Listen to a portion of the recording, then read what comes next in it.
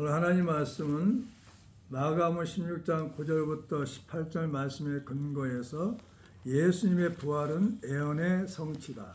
따라서 해보세요. 예수님의 부활은 예언의 성취다. 부활이란 말은 죽었다가 다시 살아남을 말하고, 예언은 앞으로 다가올 일을 미리 알거나 짐작하여 말한 것을 얘기합니다. 성취란 목적한 바를 이룬다는 것이죠. 예수님의 부활은 예언이 되어 있어요. 그것이 예수님을 통해서 이루어졌다는 것입니다. 예수께서 12제자를 데리시고 이르시되, 보라, 우리가 예루살렘에 올라가노니 선지자들을 통하여 기록된 모든 것이 인자에게 응하리라. 예수님은 자기 자신을 인자라고 표현했어요. 사람의 아들. 인자가 이방인들에게 넘겨져 희롱을 당하고 능욕을 당하고 침뱉음을 당하겠으며, 그들은 채찍질하고 그를 죽일 것이나 그는 3일 만에 살아나리라 하시되, 제자들이 이것을 하나도 깨닫지 못하였으니 그 말씀이 감추었으므로 그들이 그 이르신 바를 알지 못하더라. 누가복음 18장 31절부터 34절에 말씀하고 있습니다. 예수님의 죽음과 부활은 기록된 예언과 성취다는 것입니다. 할렐루야. 예수님은 이렇게 선지자를 통해서 기록된 말씀을 그대로 또 제자들에게 말씀하셨어요. 그 성경에 기록된 말씀대로 예수님은 죽으셨고 부활하셨고 승천하시고 머지않아 또 재림도 하시고 심판주가 되실 것입니다. 믿으시기 바랍니다. 예수님의 부활이 선지자를 통하여 기록된 예언의 성취가 되는 이유가 뭡니까? 하는 거죠. 이유는 첫 번째로 예수께서 안식 후 첫날 이른 아침에 살아나셨다는 거죠.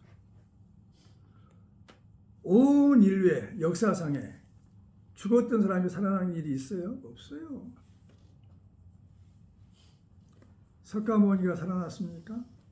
공자가 살아났어요? 마호메트가 살아났습니까? 없어요.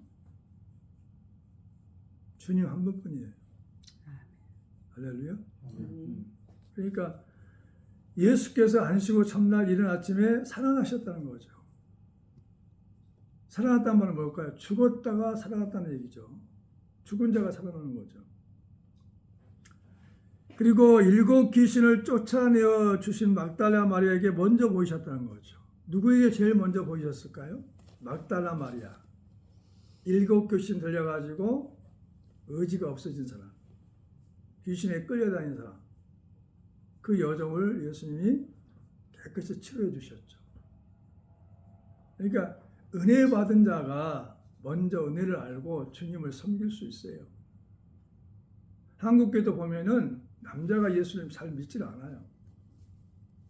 여자가 다 예수를 잘 믿어요. 여자가 예수 믿고 남편도 구원하고 자녀도 구원하고 그래요. 왜? 은혜를 먼저 받았기 때문입니다.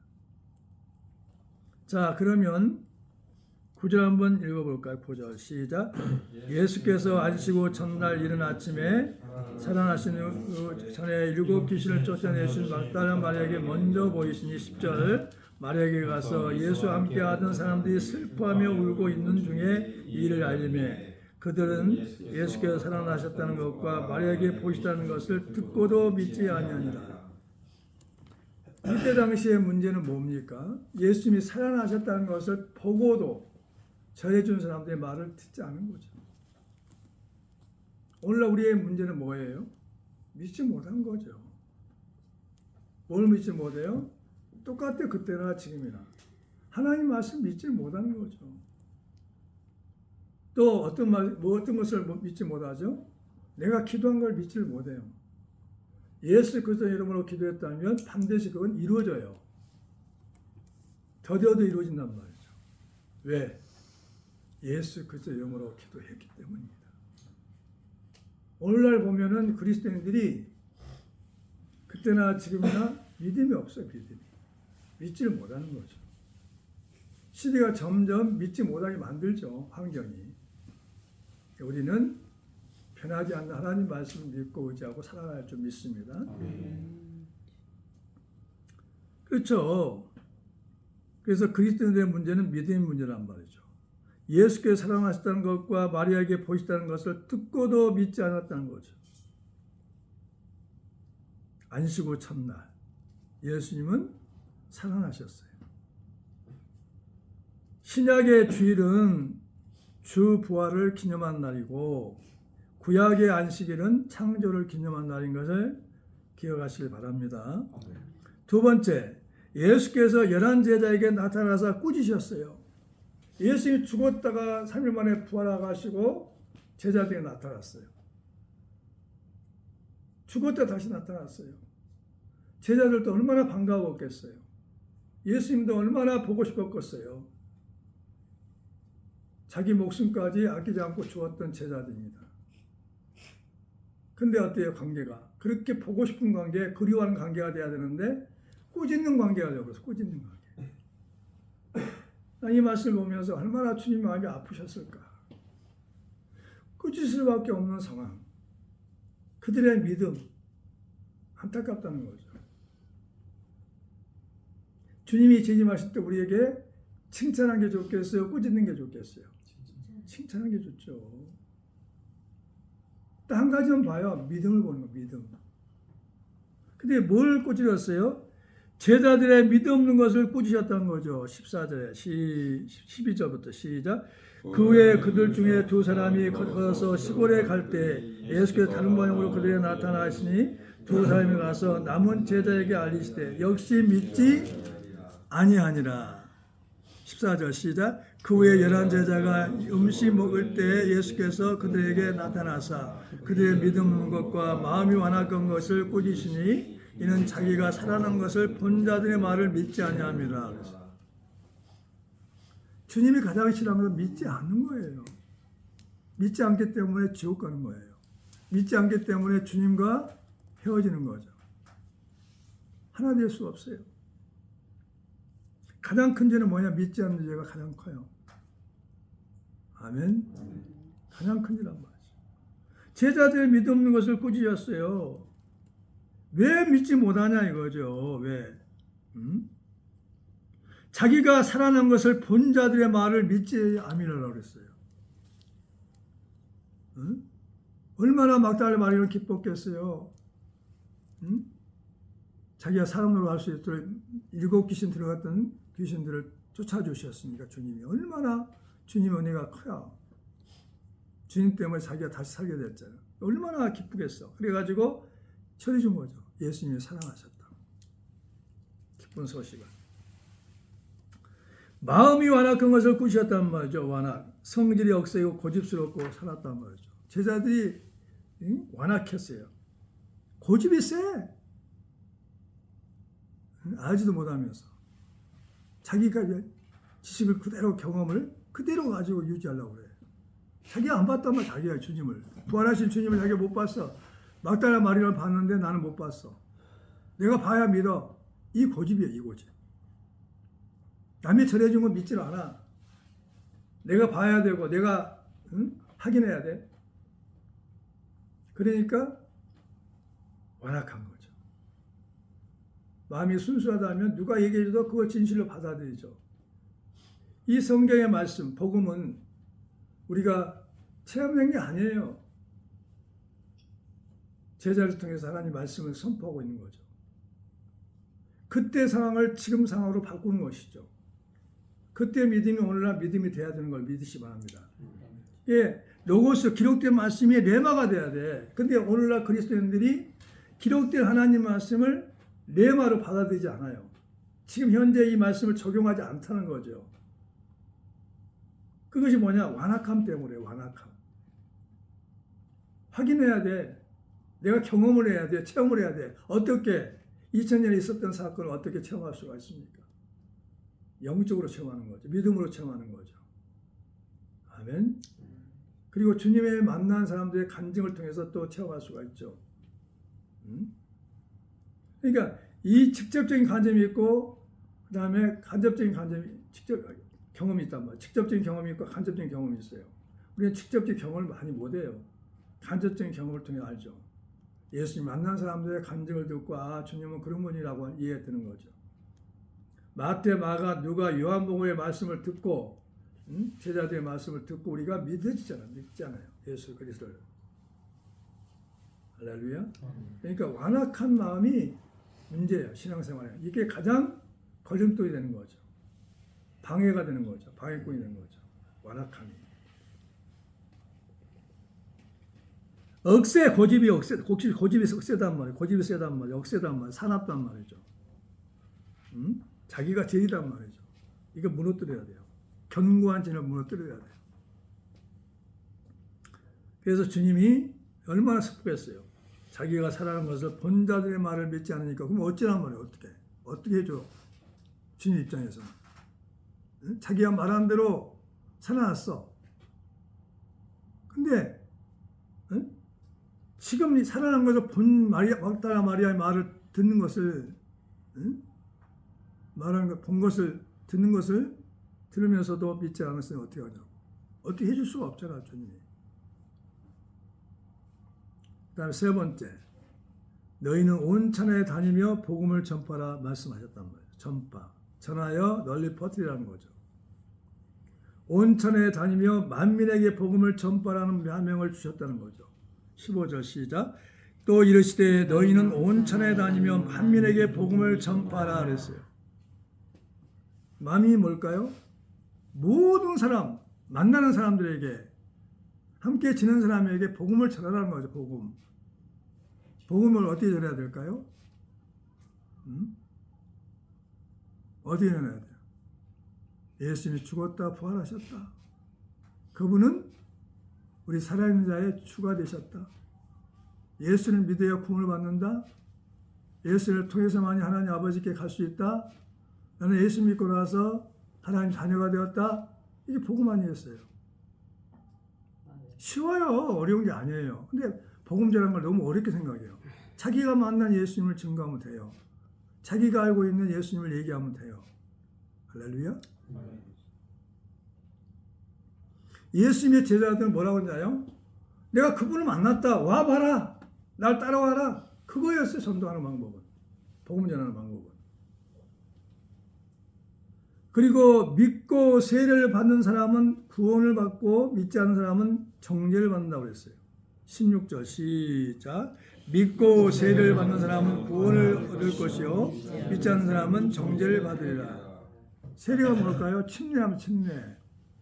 물속에 들어갈 때 나는 예수님과 함께 죽었단 말이죠. 그래서 세례식은 예수님의 죽음과 함께 동참하는 거죠. 그리고 물 위로 올라왔어요. 나는 예수님과 함께 부활했다는 거죠. 다시 살아났다는 의미란 말이죠.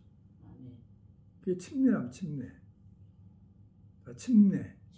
물속에 들어갔다가 다시 나오는 거죠. 예수님도 친히 요단강에서 침례를 받았잖아요. 죽은 자 가운데서 살아나신 후에야 제자들이 성경과 예수께서 하신 말씀을 믿었다는 거죠. 그래서 부활이 중요합니다. 부활이. 자, 거기 적어놓으시고 요한복음 2장 21절 찾아봐요.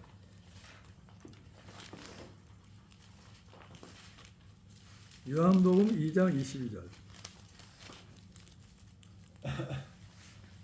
시작.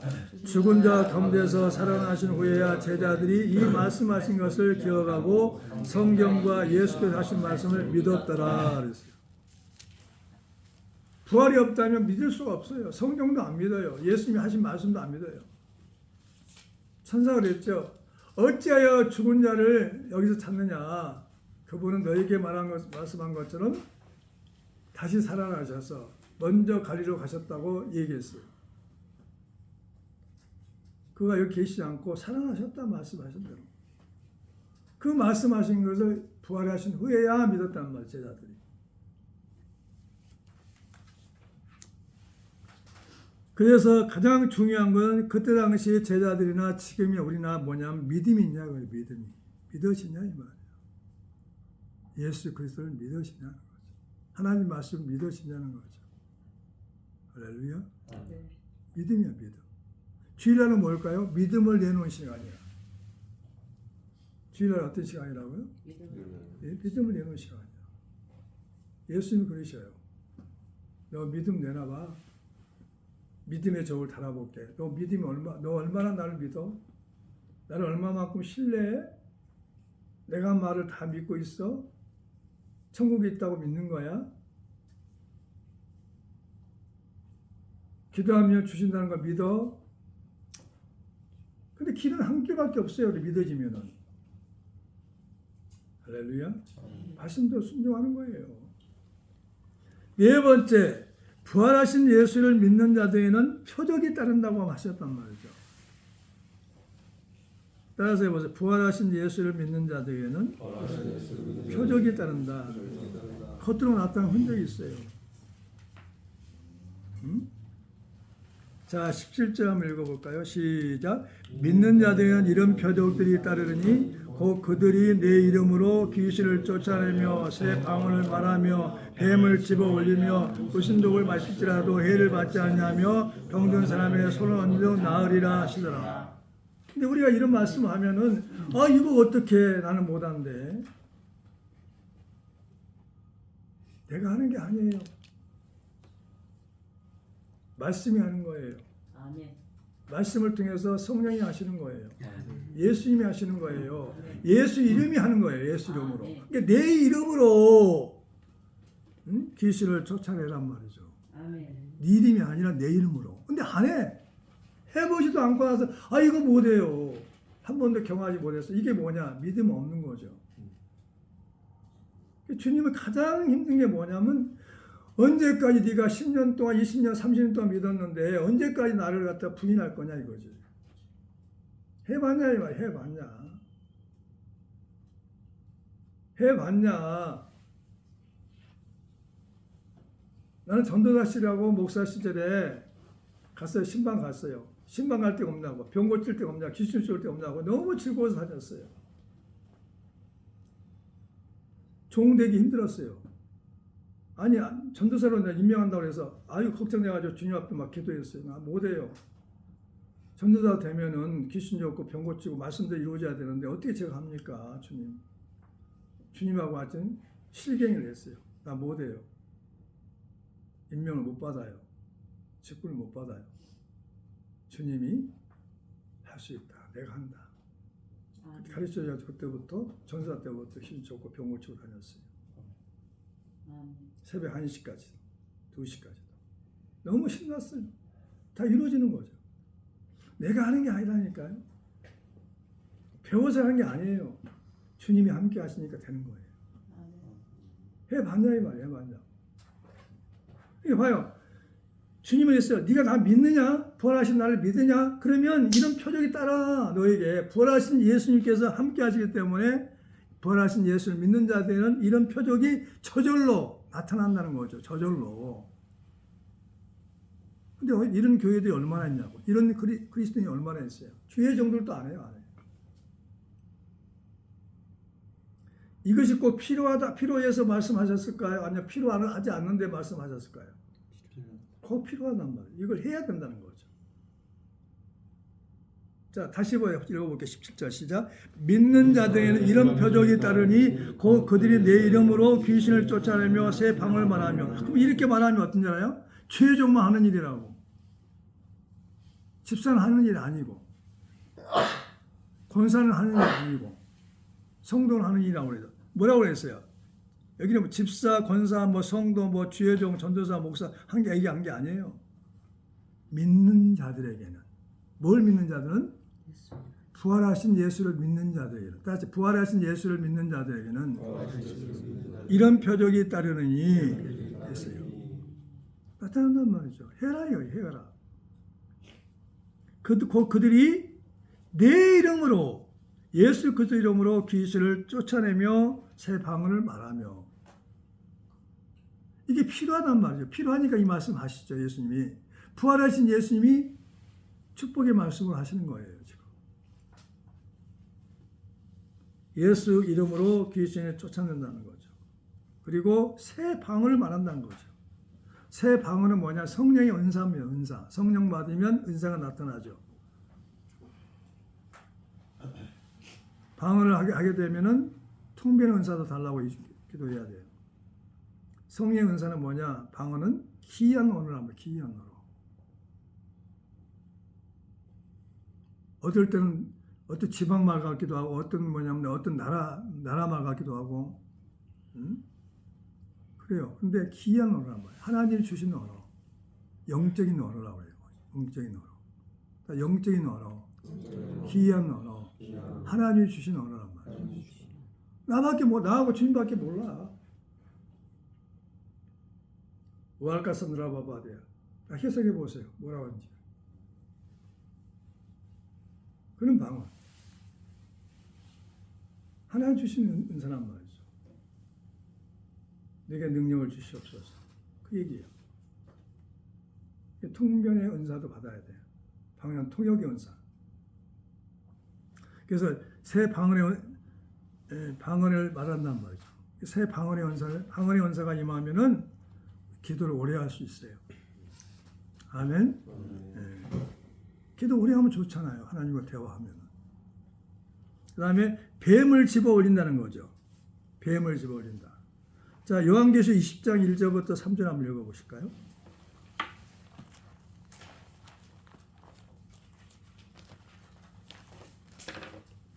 요한계시록 20장 1절부터 3절.